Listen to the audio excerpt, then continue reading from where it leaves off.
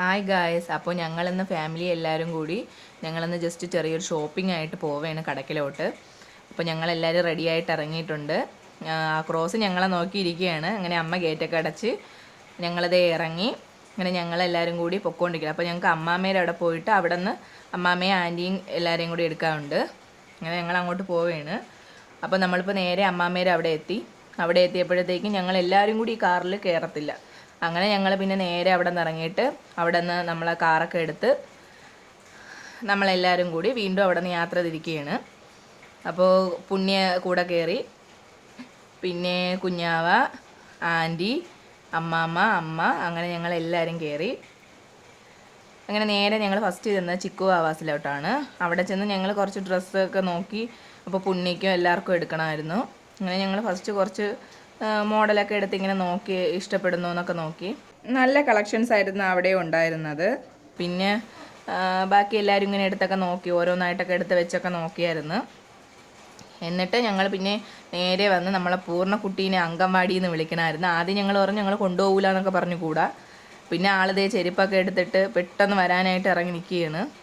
എന്നാലും അവൾ ചെരുപ്പിട്ടിട്ടേ കൂടെ വരുവുള്ളൂ. അങ്ങനെ ടീച്ചറും എല്ലാവരും കൂടെയൊക്കെ അവളെ യാത്രയാക്കിയാണ്. അങ്ങനെ കൊച്ചിനാണ് ടാറ്റയെ കൊടുത്തിട്ട് നേരെ വന്ന് കാറിലോട്ട് കയറി. എന്നിട്ട് ഞങ്ങൾ നേരെ പോയത് റെജീനയിലോട്ടാണ്. അപ്പോൾ റെജീനയിൽ ചെന്ന് ഞങ്ങൾ മറ്റേ കടയിൽ നിന്ന് ഞങ്ങൾ കുറച്ചൊക്കെ എടുത്തായിരുന്നു. ബാക്കിയുള്ളവർക്ക് വേണ്ടിയിട്ട് ഇങ്ങോട്ട് വന്നു. അപ്പോൾ ഇവിടെ വന്നിട്ട് ഞങ്ങൾ കുറച്ച് ചുരിദാർ സെറ്റൊക്കെ എടുത്ത് വെച്ച് നോക്കി, ഏത് കൊള്ളാം എന്നൊക്കെ വെച്ച് ഇങ്ങനെയൊക്കെ നോക്കി. അപ്പോൾ ഞങ്ങൾക്ക് അതിൽ നിന്ന് ഇഷ്ടപ്പെട്ട 1-2 ഞങ്ങൾ എടുത്ത്, പിന്നെ കൊച്ചിന്, ആൻറ്റിക്ക്, അങ്ങനെ എല്ലാവർക്കുമായിട്ടൊക്കെ നമ്മൾ കുറച്ച് മോഡൽ നല്ലത് നോക്കിയിട്ട് എടുത്ത്.